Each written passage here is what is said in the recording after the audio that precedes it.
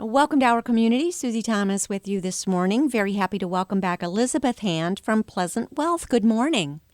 Good morning. So nice to be with you again. Well, it's always good to talk to folks who can give us a little bit of guidance on what to do with money, particularly in these precarious times. So Absolutely. let's start there.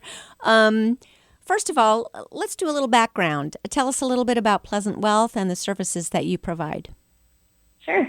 Pleasant Wealth is a financial services company. We started in 1998, and we serve in Stark County, Wayne County, Holmes County, and beyond.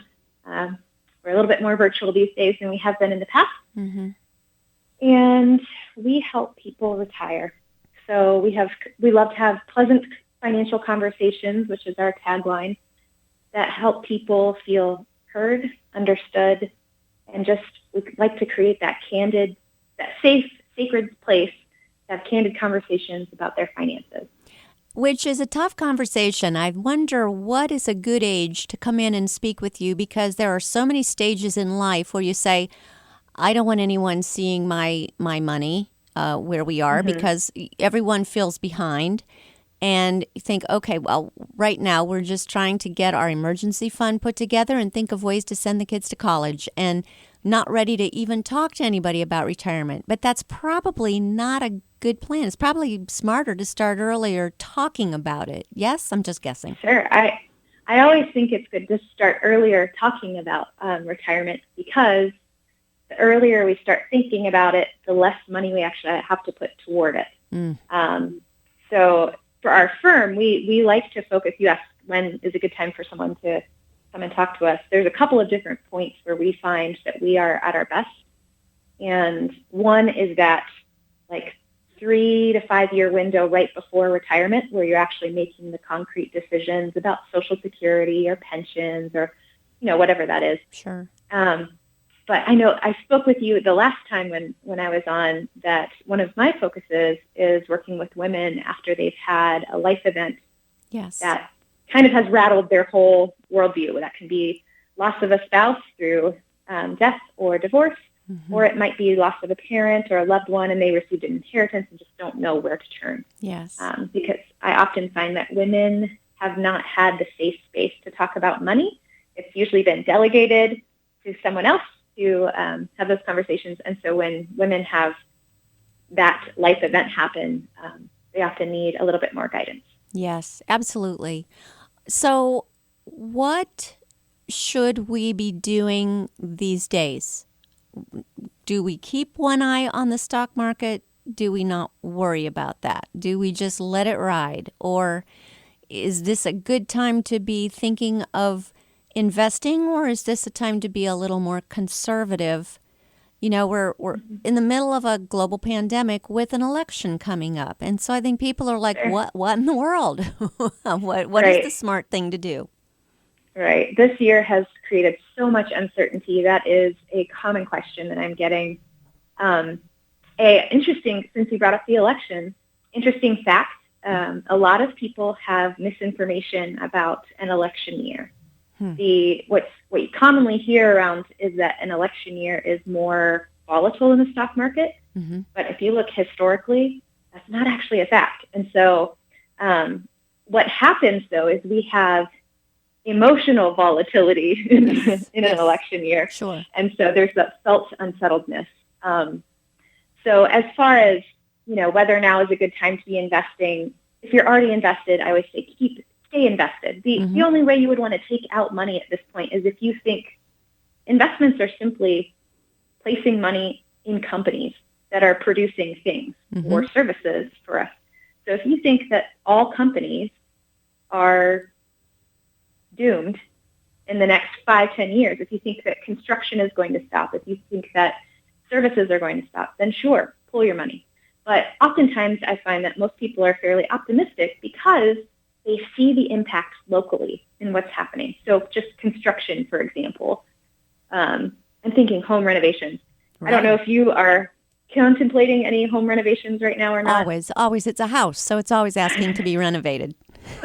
Yeah. So one common thing that I've heard with my clients is that this year people have home renovations more on their mind because of COVID. They're in their home and they are ready to make some changes, Right. and might also have a little extra cash that they're not spending out and about. Right.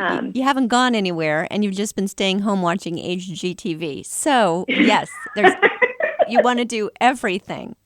So, Chip and Joanna have encouraged you to make changed our double tweaks. lives. Well, contractors right now are really hard to nail down because Probably. a lot of people have that. And so Yes. there are areas in our economy that are really growing right now. So I don't personally have the doom and gloom that some people do, but ultimately that's your own, decision on what you feel is most pertinent right now with the worldview that you see. Mm-hmm. Well, that's actually really good to know. How about maintaining our ability to be charitable through all of this? Yeah. Say more about your question. Well, we want, you have certain charities. We know there are people that are hurting, and we want to be able to support them, and we want to be charitable. Do we have to do something different, or are you recommending just kind of stay the course? I'd heard somebody say during this pandemic, don't touch your face or your stocks. So I thought that was kind of funny. Just basically, of course, keep your hands off your face because that's good health during this time. And then kind of just leave the stocks alone. Let them do what they're going to do. Just to keep it growing. There's no reason to say, oh my goodness, there's a pandemic, quick, take all of our money out of, it just didn't seem to make sense anyway. Right. But getting back to the charity part, when that is a priority, a real priority, you want to be able to support those organizations and the ministries that are really helping people in need. Is there a good strategy for doing that during these times? I would still be looking to kind of the basics of personal finance. So if you're still able to move the needle with your retirement funds, you're contributing on a regular basis, you're still able to push that forward, you still have your emergency fund intact, and you are living within your means, and there's still a little bit surplus, yeah, absolutely, continue giving. But that old saying of put your mask on first and then help the person that's with you, just make sure that you're financially stable in this time. If there's a question on whether you're going to lose your job, giving might not be, it's not the right time maybe to give. Maybe we just pause, because there's always a future where you can come back and say, hey, that wasn't the scare that I thought it was. I'm so grateful, and I would love to bless X organization. Yeah. You mentioned that you've been having to operate a little bit differently because of this, doing a lot online. How are you navigating all of this? It's been really fascinating to me because we have, of course, used Zoom more often, just as many folks have. Yes. But this year in our business, I actually helped us shift the way that we do our reviews. And so really fine-tuning and focusing them in the pertinent times of the year that it makes sense to review. So this year we have our spring review and our fall review at Pleasant Wealth, and they're really catered around tax important dates, whether that's the tax filing deadline where a lot of people are wanting to make last-minute contributions, or the year end where, again, people are making needle-moving decisions with their finances that help towards the different goals that they had, even if that's like charitable giving or putting their whole family in a better tax situation for the future, some of that strategy. So, with just giving people an option to meet on Zoom, for some of my clients, that's been really comforting for them. We've been having more outdoor meetings, which is kind of fun for me. I usually spend so much time inside. Yes. We're kind of just rolling with the times, meeting people where they're at, and creating that candid space to have real conversations about finances. People probably have paid their taxes by now. I know that it got moved from April to July, and then some might have done an extension, but how the tax brackets seem still so funny to me that you have, I think is the lowest one at 12%, and then it goes up to lower than 12. There's okay, So there's like a 10, then a 12, then a 22, then a 24, and then something more that I don't even think about. But so, so it's how they jump from 12 to 22. That seems funny that, if you're kind of making $1 too much, then you're suddenly in the 22 where you could have been in the 12, or pretty much considerable amount more, and you're still only in the 24. Talk to me about the tax brackets. How'd they come up with that? Yeah. So that's an interesting thing, too. I feel like the way tax brackets have been presented in the past creates scare tactics for people to make certain financial decisions. So there's a little bit difference that I want you to understand about tax brackets. And I come from a farming background, so most of my analogies are farm-based. But think of a silo, a farm silo. Okay. And you've got corn that when you put it into the silo, it drops to the bottom. So think of corn as your income for a year. Now, if those tax brackets, that 10%, 12%, 22% tax bracket, just because you tip into the next tax bracket doesn't mean you taint all of the corn that's below. Oh, okay. Each bracket only gets filled up with that certain amount. So the first, I'm looking at a chart here, the first almost $20,000 for a married couple is taxed at 10%. And then the second chunk is taxed at 12%. And then the third chunk is taxed at 22%. It's not that as soon as you get into the 22% tax bracket, the whole thing is now 22%. Oh. So it makes a big difference in the calculation, and people shouldn't be as fearful about tipping into the next tax bracket. Certainly, because you're right. There is a bit of a scare there because there's first of all, disincentive of making so much that you're just giving most of it away. Does that make sense? You just kind of think, well, and not that you don't want to be giving it away, but you don't want to necessarily be giving it away to the government. You maybe have other places you'd rather be giving it. So, okay, so it's just that next additional part that gets the, oh, got it. Okay. Yes. All right, so it is. Just remember the corn in the silo. Corn in the silo. So it is still good to make more. I think so.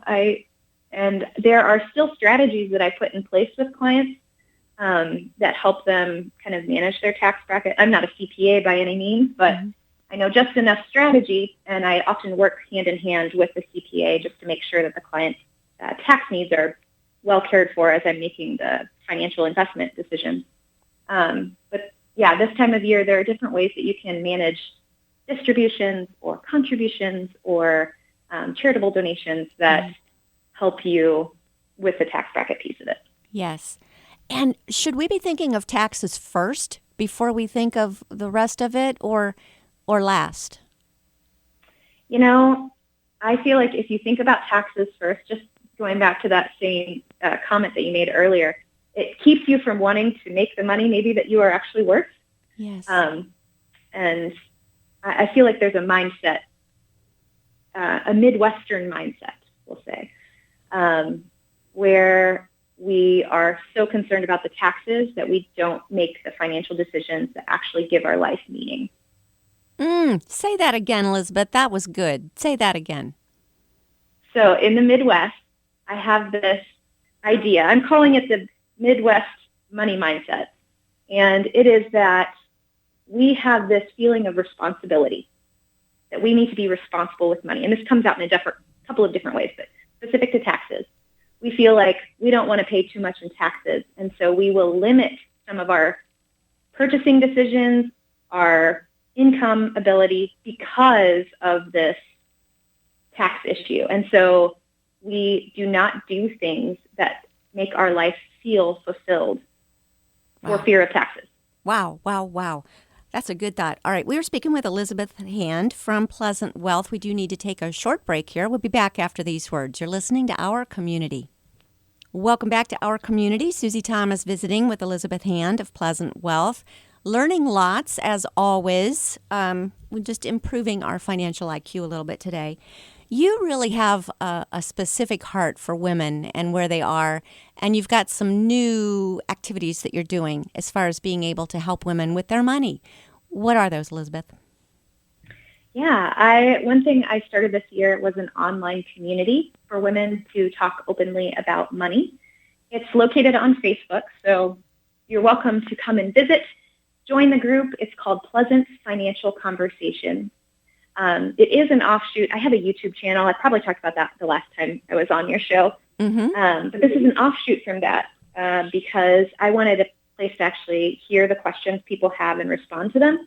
And I am not legally allowed to do that on YouTube because of how I'm regulated. So in Facebook, I just have this community where I bring topics to mind that are of interest to the gals that are there. So I've talked about just recently talking about the mindset that we enter retirement and how sometimes the mindset that we have keeps us from entering retirement when we should. Either that's, and men and women kind of have different ways of approaching that. So I love the space. I'm able to, create videos that are pertinent just for the gals in that conversation. And then I do blog posts as well. I love pleasant conversations about money because often those are mutually exclusive terms. Pleasant and conversations about money often are not too pleasant. So it's really nice to know that this can be done. What are the topics you find women are most interested in this community, in this online community? Yeah, so I have noticed, so I started this in July, I think, and the first kind of topic that came to the surface was budgeting. I think that's pretty natural because traditionally, in a traditional marriage, a husband and a wife, the wife would be taking on the role of the checkbook writer. Yep. Making sure that bills get paid and all of that. Yes. And traditionally, the husband is the one that is doing investments and that type of thing. Mm-hmm. So I could tell as soon as I started this group, that's where women wanted to start because that's kind of their wheelhouse.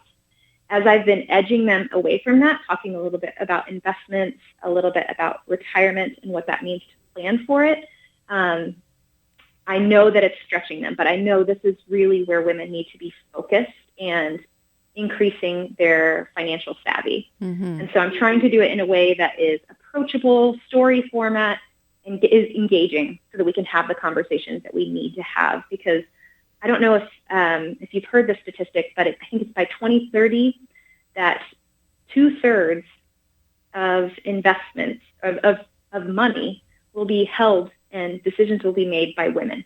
Wow. So we'd better get our thinking caps on. Yes, and we're living longer. We have a lot more financial hurdles just by the way that the industry was set up, and our longevity, that we have to be talking about money and the decisions that we're making and how to make those decisions appropriately. We're living longer, and as baby boomers, we're fairly a healthy bunch. I don't know. We started jogging when we were whatever. And we've kind of, health and wellness has been top of the mind, maybe more than the generation prior to us. And I think, for one thing, we're called baby boomers, babies in the name. We feel like the kids. We invented rock and roll. So, it's very, very difficult for this group to think of themselves as retired. Do you find that baby boomers are hanging on and not retiring until much later than our parents did? So I see that pretty common with men. Mm-hmm. I think women have a higher comfort level with stepping out of the workforce, so it might not be like a full stop retirement. They might, pick up a little side job just to stay social or just to stay engaged. But men tend to work a lot longer. It's their identity. Their identity for so long. Yeah. They see each other and say, "Hi, what do you do?" Women don't say that. Exactly. Yes. So it is a different. I can understand that. I still want to know, we talked about the houses. We kind of laughed about the fact that we pour so much money into renovating our houses. Are our houses still a good investment? It seems like those seem to grow in value pretty steadily, with the exception of maybe 2008, but pretty steadily we seem to be back as far as real estate. Is that still a good place to have your money? The one issue that a house has is that it's not liquid. So if you put all of your eggs in that basket, you're going to cash strap yourself in other areas. Mm-hmm. So I feel like it has to stay in balance. Granted, I've lived in Canton, in the downtown area most of my married life, and I haven't seen the same housing value growth that maybe you have seen or that other people might be accustomed to. And so I have kind of more of a pessimistic view about real estate growth because I really haven't felt it. Mm-hmm. Well, personally. it's not liquid. It's not anything that you could just, let's take money out of the house unless you've got a credit line or something like that. But Right. but it seems to be something that when you want to leave something back to the next generation, that Mm-hmm. saying sell the house and split it between you would be one way to do that. Sure. Yeah. Yeah? Okay. All right. It's one way to do it. Yeah. All right. Taking notes here. I'm taking advantage of the fact that I've got you right here. This is pretty awesome. Yeah. There you go. So, we are speaking with Elizabeth Hand from Pleasant Wealth. And particularly if you're a gal and you're wanting to know a little bit more about investing and things that we just haven't been taught. Really good Facebook page to go to. Elizabeth, tell us how to get to your Facebook page. What do we look for? If you just go in Facebook and search Pleasant Financial Conversations, you will find the group. So it's a group. It's not a page. Oh, okay. So it has kind of a community feel, and it's private. So you just know that it's your posts in there are not for public eye. Nice. A private group on Facebook. So how do we get accepted? For women. So how do we get accepted into it? Just make a request? You make a request, and then I just look at it and make sure, it's not a fake Yes. fake profile. Yeah, you're not a bot. You really are a person, and you really do want Yep. this information. Okay, so Exactly. pleasant financial conversations, and Yes, ma'am. really aimed for women. Where are women's heads? As far as are they excited about this? Are they The scared? group? Yeah, as a group, how are women doing with their money these days? I think women are steadily getting more confident with it. Speaking of the baby boomer generation, I mean, your generation, you are baby boomers, what I is what am, I was yes. gathering from I that. sort of Okay. spilled those beans. Yes, yes, I am. Okay. So your generation really led the way for women to step into the workforce and be more of the income producing, or at least part of the income producing Yeah, we did. element of the Sorry family. about that. We thought we wanted to have it all. And then once we had it all, we were really sorry. Yeah. Well, I think as long as there's a nice balance between Exactly. both partners, then it Exactly. all works out. But yeah, so women are steadily getting more, what I keep calling it or using the term is muscle memory. So Oh. just like when you learned how to drive stick, it was kind of clunky at the beginning, but then after a while, you could do that pretty much without thinking. Mhm. And I feel like investments are like that as well. So as long as we're having the conversations and kind of working through the clunkiness of it, getting those, I often hear women say, oh, I just can't ask my dumb question. But if we can allow ourselves to ask the question that is top of mind anyway, which often for women has to do something around like, will I become a bag lady? How do I know that I'm not going to become a bag lady in retirement? Gosh. Oh, Because that's gosh. usually the biggest concern. Really? Really? People are truly worried about losing their homes and having absolutely nothing to live on? I think that is just the fear of women because we know that we have longevity and maybe we've seen the generation before us. I mean, not everybody, but some have seen the generation before us struggle, especially when it comes to like long-term care needs. It's not like a true bag lady type of syndrome, but it's just that feeling of, will I have enough? I'm Well, living longer. the Will I have thought enough? of outliving your money is a little scary. Although I will say this, the thing about money that's not scary is of all the things that you might run out of, money seems to be the easiest one. Okay, I'm probably going to get yelled at here, but the easiest one to make because you can always sell something or look around your house. You probably have some things you could sell. You can make something. You can write something. You can there seems to be some way to make more if you find yourself in a spot. right now, my goodness, I have friends taking on all kinds of fun little side jobs, and they're doing them all online, and they're selling, cleaning products and nail polish and, you name it, it's for sale. And these days, that's kind of a nice way to buy stuff. So am I too cavalier about there's always a way to make more if you're finding yourself running out of money? I would not say that you're too cavalier. I would say, Susie, that you have a more developed money mindset than maybe not every woman has. Really? Not everybody has that felt freedom with money. And even when women have the side business or the online business, there's still a lot of concerns there. There's a lot of costs that go into that too. It's not just all income. And so, I think women are on different places on the spectrum of how healthy their money mindset is. And it just sounds like you have a more positive, optimistic approach. And you might have I don't know your history or anything, but maybe you have a history of starting something new and working through the what am I saying? Like the difficulties of starting all the something pitfalls new. that come along. Yeah. Sure, because you learn And more from those. Those are like going to school. You have some failures, and I love failure for that reason, that you can learn so much more than if everything just went great the first time. You'd have no idea what you did right or wrong if it all just went right. So, having something definitely go wrong and learning from that, I think is invaluable experience. But wow, I'm going to take this little part of you saying that I have a developed sense of money, and I'm going to play that for my husband when I get home tonight. Great, do it. Okay, thank you. All right, what else? We need to make sure. I know that you don't only serve women. Can men take advantage of some of your services as well? Yes. Yeah. Yep. Okay. It's just kind of a niche that I'm developing, but we work with all sorts of folks in the region. And we can plan on meeting with you as kind of a Zoom meeting. And speaking of investments, don't we wish we all would have bought stock in Zoom right around February? Right. That would have been ideal. Wouldn't it? I know. I know. Always trying to see, okay, there's got to be something that's coming along. Something good is coming out of this. What is it? And let's invest in that and help that grow, because that's the good thing.